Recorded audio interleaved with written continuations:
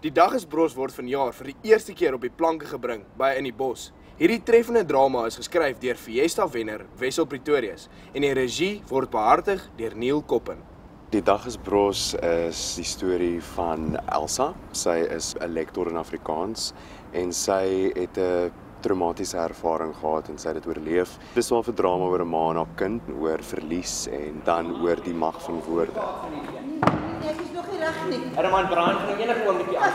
Asseblief gee my nog net 5 minute saam met hom. Asseblief, ek mis dit so baie.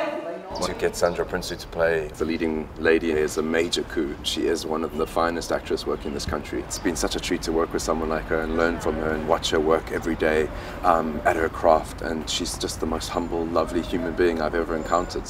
Waarna kan die publiek uitsien as hulle na hierdie dramastuk kom kyk? Ek dink hulle kan uitsien na 'n verskriklike goed geskrewe stuk, na akteurs wat baie goed speel. Die twee jong kinders hierin is fantasties. Hulle is regtig wonderlik en Nicole Holm is 'n wonderlike aktrise soos almal weet. En sy is fantasties in die rol ook.